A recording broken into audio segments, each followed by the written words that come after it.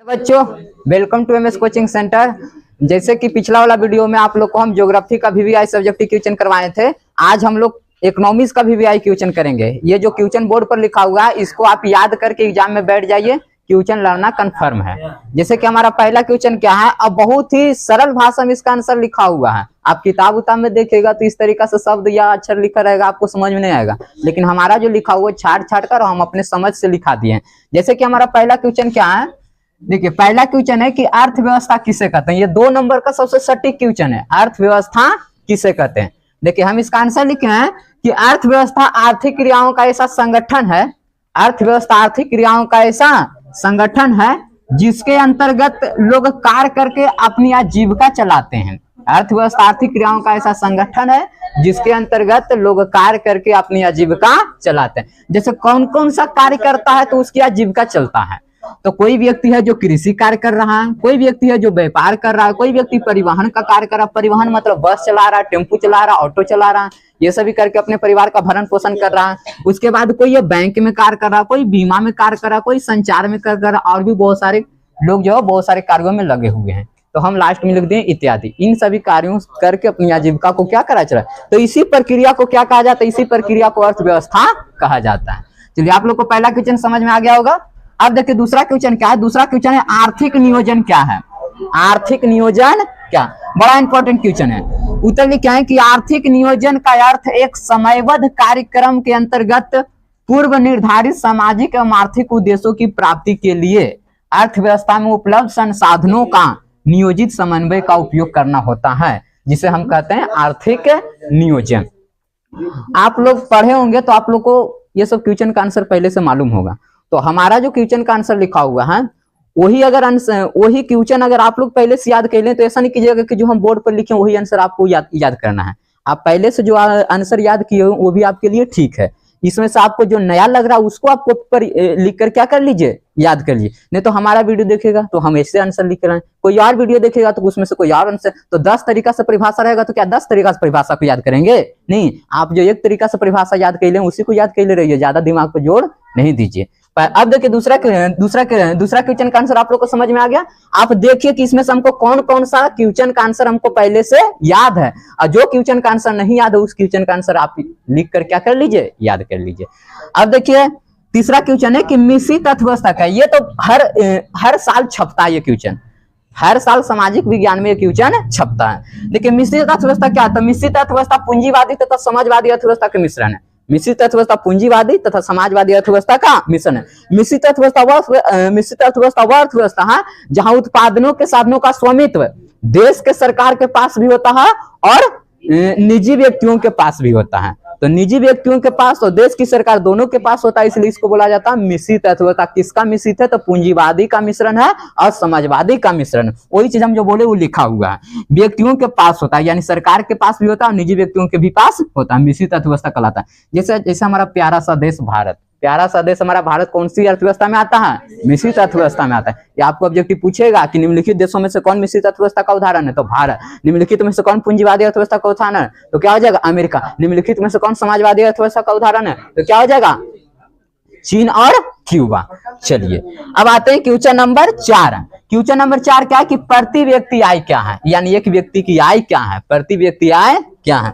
प्रति व्यक्ति आय क्या है, उत्तर देखिए हम लिखे हैं कि राष्ट्रीय आय में देश की कुल जनसंख्या से, यानी राष्ट्रीय आय में देश की कुल जनसंख्या से भाग देने पर जो भागफल प्राप्त होता है उसे प्रति व्यक्ति आय कहते हैं। तो ये परिभाषा भी लिख दीजिएगा, प्लस में नीचे इसका सूत्र लिख दीजिएगा। देखिए हम लिख दिए हैं कि प्रति व्यक्ति आय बराबर होता है राष्ट्रीय आय। राष्ट्रीय आय ऊपर रहेगा और इसमें कौची से भागा पड़ेगा, तो देश की कुल जनसंख्या से भागा पड़ेगा। जो भागफल आएगा उसी को बोला जाता है प्रति व्यक्ति आय। आप लोग को वीडियो अच्छा लग रहा होगा। अगर आपको लग रहा है कि ये वीडियो जो हमारे काम के लिए है तो वीडियो को लाइक कीजिए और दोस्तों में भी शेयर कीजिए। अब देखिए क्वेश्चन नंबर 5 आते हैं कि सकल घरेलू उत्पाद से आप क्या समझते हैं। बहुत मस्त क्वेश्चन और बहुत ही अच्छा क्वेश्चन और बार बार परीक्षा में छपने वाला क्वेश्चन। सकल घरेलू उत्पाद क्या है, जीडीपी, जिसको इंग्लिश में क्या बोला जाता है, जीडीपी। जीडीपी का कभी कभी फुल फॉर्म पूछ देता है। जीडीपी का फुल फॉर्म होता है ग्रॉस डोमेस्टिक प्रोडक्ट, हिंदी में बोले तो सकल घरेलू उत्पाद। चलिए जीडीपी क्या होता है या सकल घरेलू उत्पाद क्या होता है, तो किसी देश के अंदर एक वर्ष में कुल मात्रा उत्पादित की जाती है। यानी जब किसी देश के अंदर एक वर्ष में जितना कुल मात्रा उत्पादित किया जाता है, यानी जितना सामान बनता है, जितना सामान बेचा जाता है, जितना सामान खपत होता है, उन सभी का गणना किया जाता है, तो उन सभी को उत्पादित किया जाता है, उन सभी को अनुमान लगाया जाता है, तो उसी को बोला जाता है सकल घरेलू उत्पाद। देखिए एकदम अच्छा से लिखिए, किसी देश के अंदर एक वर्ष में कुल मात्रा उत्पादित की जाती है उसे सकल घरेलू उत्पाद कहते हैं। चलिए अब देखिए क्वेश्चन नंबर 6 है कि राष्ट्रीय आय की गणना करने में, यानी जब राष्ट्रीय आय के अपने देश की अर्थव्यवस्था के बारे में पता लगाते हैं, कितना खपत हुआ, कितना बिक्री हुआ है, कितना ये हुआ है, कितना ये हुआ, तो हमको कौन कौन सा कठिनाई आता है, कौन कौन सा कठिन, तो इसीलिए लिखा है कि राष्ट्रीय आय की गणना करने में राष्ट्रीय आय की गणना करने में होने वाले कठिनाइयों का वर्णन करें। उत्तर लिखे हैं कि राष्ट्रीय आय की गणना करने में निम्नलिखित कठिनाइयां आती है, निम्नलिखित कठिनाइयां होती है। पहला है कि आंकड़ों के एकत्र करने में कठिनाई, यानी हमको आंकड़ा एकत्र करने में कठिनाई होता है कि कौन कौन से राज्य से कितना आंकड़ा हमको प्राप्त हुआ, उसको कठिनाई होता है। किसी किसी राज्य से आंकड़ा दोबारा चला आता है, किसी किसी राज्य से तिबारा चला आता है, उसी को एकत्र करने में क्या होता है, कठिनाई होता है बहुत। जैसे आप लोग पढ़ते हैं तो कहाँ कॉपी, कौन कॉपी पर कौन आंसर लिखा हो, कौन कॉपी पर कौन आंसर, उन सभी चीजों को एकत्रित करने में कठिनाई होता है कि नहीं। उसी प्रकार जब आपको 10 कॉपी या 10 पेज में आप आंसर लिखे, उसको एकत्र करने में कठिनाई होता है, तो सोचिए देश की अर्थव्यवस्था या देश की आय के बारे में कितना कठिनाई होता होगा, देश के आंकड़ों को एकत्रित करने में कितना कठिनाई होता होगा। इसलिए पहला लिखल है कि आंकड़ों के एकत्र करने में कठिनाई। दूसरा है कि दोहरी गणना के समय कभी कभी ऐसा भी होता है कि दोहरी गणना यानी एक ही चीज दोबारा जोड़ा जाता है, यानी दोबारा जोड़ाने में भी कठिनाई होती है, चांस रहता है। तीसरी बात है कि मूल्य के मापने में कठिनाई। ये तीनों कठिनाइयों को आप एग्जाम में छाप दीजिएगा।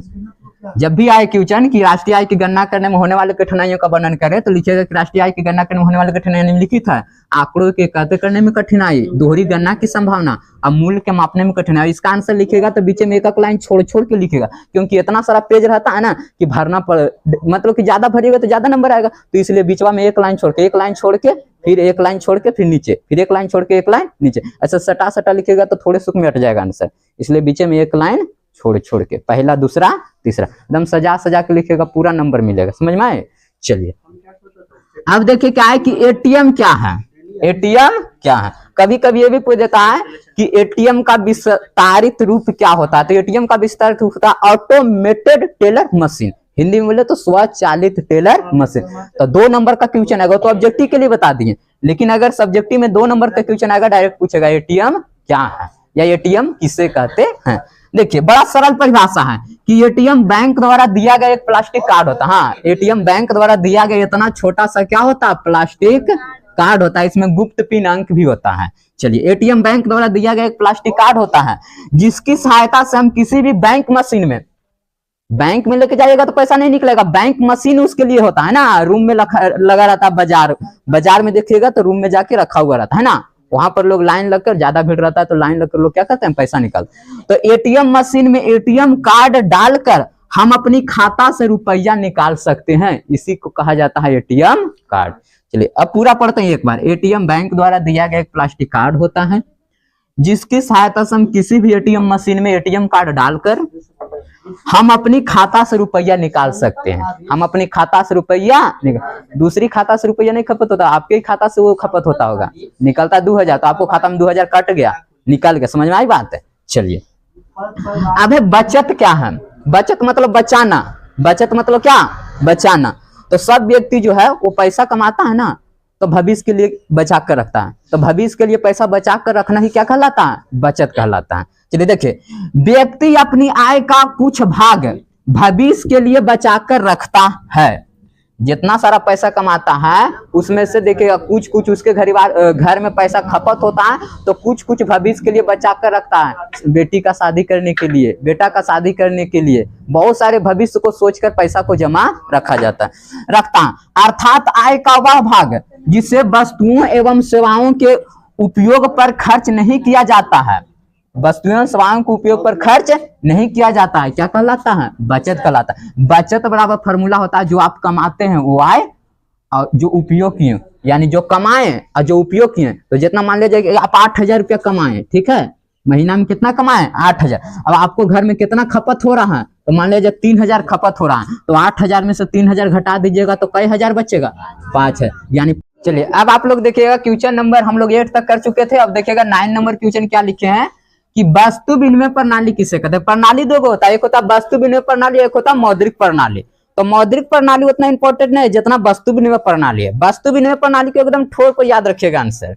देखिएगा वस्तु विनिमय प्रणाली क्या है कि वस्तुओं से वस्तुओं की लेन देन की प्रक्रिया को वस्तु विनिमय प्रणाली कहते हैं। पहले के जमाना में वस्तु विनिमय प्रणाली ही चलता था, लेकिन वस्तु विनिमय प्रणाली में लोगों को आने लगा कठिनाई। बोला कि वस्तु से वस्तु को लेन देन की प्रक्रिया बड़ी खराब है, हम देते हैं ज्यादा, वो देता है कम, और नहीं तो हम देते हैं कम, वो हमको दे देता है ज्यादा। ऐसा करो कि मुद्रा लाओ, कुछ लाओ, मुद्रा लाओ। तो मुद्रा लाया तो विनिमय सही होने लगा। 5 रुपया लेके जाते हैं, एगो बिस्कुट लेके चलाते हैं, है ना। चलिए, तो वस्तुओं से वस्तुओं की लेन देन की प्रक्रिया को क्या कहते हैं, वस्तु विनिमय प्रणाली कहते हैं।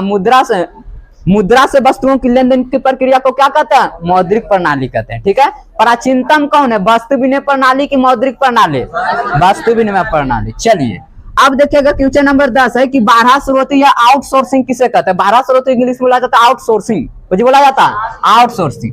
तो उत्तर लिखे हैं कि जब बहुराष्ट्रीय कंपनियां संबंधित नियमित सेवाएं स्वयं कंपनी की बजाय, यानी स्वयं अपनी कंपनी से ना खरीदे और किसी बाहरी स्रोत या संस्था या समूह से प्राप्त करती है, तो उसे बारह स्रोती या आउटसोर्सिंग कहते हैं। एक बार एकदम पूरा बोलते हैं, जब बहुराष्ट्रीय कंपनियां संबंधित नियमित सेवाएं स्वयं कंपनी की बजाय किसी बाहरी स्रोत या संस्था या फिर समूह से प्राप्त करती है, तो उसे बारह स्रोती या फिर आउटसोर्सिंग कहते हैं। बड़ा इंपॉर्टेंट क्वेश्चन है, बारह स्रोती आउटसोर्सिंग बार बार पूछता है।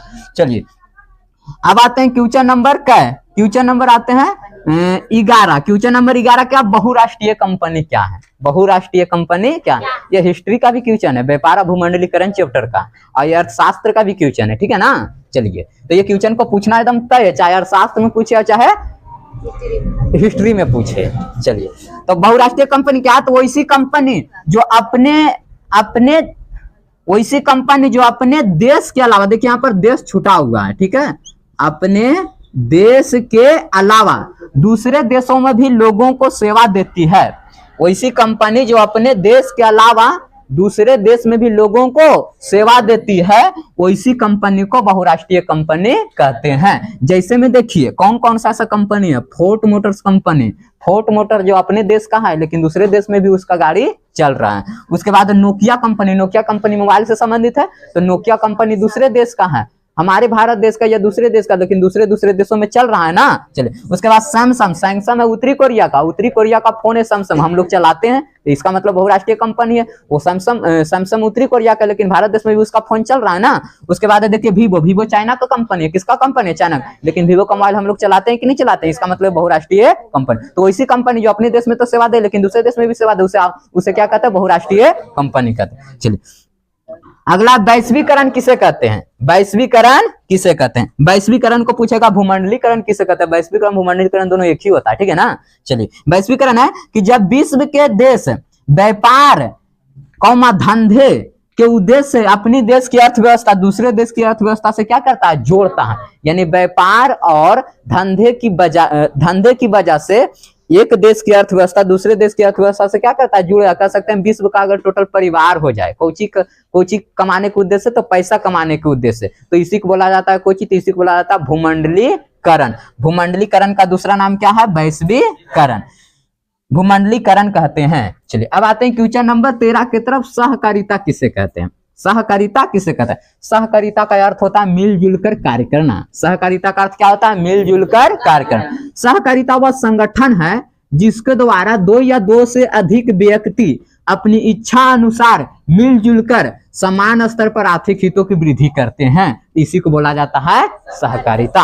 अब आते हैं मुद्रा की परिभाषा दें, बड़ा इंपॉर्टेंट क्वेश्चन है, मुद्रा की परिभाषा दें। तो उत्तर इसका लिखे हैं कि विभिन्न अर्थशास्त्रियों ने मुद्रा की परिभाषा अलग अलग दी है, यानी जिसको जैसा मुद्रा को परिभाषा देने का मन किया वैसा दिया। हमको किसी एक का परिभाषा याद रखना है, आप चाहते हैं तो सब अर्थशास्त्रियों का परिभाषा याद रख सकते हैं। क्यों, बोलिए, देखिए ये पूछ देता है कि कोई वस्तु जो राज्य द्वारा मुद्रा घोषित कर दी जाती है मुद्रा कहलाती है, ये निम्नलिखित में से किस अर्थशास्त्री का कथन है। नीचे चारों अर्थशास्त्रियों का नाम दे रहेगा, तो परिभाषा याद रहेगा, साथ ही ये भी याद रहेगा कि कौन दिया है, तब ना हम नीचे अर्थशास्त्री को चुन लेंगे। चलिए, तो जो अर्थशास्त्री परिभाषा दी है ना 2-3 को, उसको याद कर लीजिएगा। हम देखो प्रोनैप का अनुसार, प्रोनैप ने जो परिभाषा दी है उसको हम देखो परिभाषा लिख दी है कि कोई वस्तु जो राज्य द्वारा मुद्रा घोषित कर दी जाती है, कोई वस्तु जो राज्य द्वारा मुद्रा घोषित कर दी जाती है क्या कहलाता है? मुद्रा कहलाता है। अथवा एक चीज और याद रख सकते हैं कि जो क्रय और विक्रय को क्या बना दे? सफल बना दे। क्रय मतलब क्या? खरीदना। विक्रय मतलब बेचना। तो खरीदने और बेचने की क्रिया को क्या बना दे? सफल बना दे। उसे क्या कहते हैं? मुद्रा कहते हैं। अब देखिए लास्ट जो क्वेश्चन, उपभोक्ता कौन है? संक्षेप में बताइए। क्वेश्चन का आंसर हम नहीं लिखे हैं, लेकिन आप अगर सुनना चाहते हैं तो सुन लीजिए। उपभोक्ता कौन है? तो बाजार या दुकान से बाजार या दुकान से जो व्यक्ति सामान को खरीद कर अपने दैनिक जीवन में क्या करता है? उपयोग करता है, वही क्या कहलाता है? उपभोक्ता। आप भी वस्तु या सामान बाजार या दुकान से खरीदते हैं ना, इसका मतलब आप कौन है? उपभोक्ता है। आप इसको आंसर लिखिए और एक इमेज बनाइए, और इमेज बनाकर उस इमेज को कमेंट बॉक्स में कमेंट कर दीजिए। उस इमेज का हम परिभाषा देख लेंगे। समझ में आई बात? चलिए, आपको अगर वीडियो अच्छा लग रहा होगा तो वीडियो को लाइक कीजिए, और आपको लग रहा है कि ये बड़ी काम का चीज है तो दोस्तों में शेयर कर दीजिए, ताकि आपका दोस्त भी इस वीडियो का फायदा उठा सके। आप इतना याद करके एग्जाम में बैठिए, आपको कोई दिक्कत होने वाली नहीं है। ये पूरे किताब का निचोड़ है। ये पूरे किताब का क्या है? निचोड़। तो थैंक्स फॉर वॉचिंग। बने रहिए एमएस कोचिंग के साथ।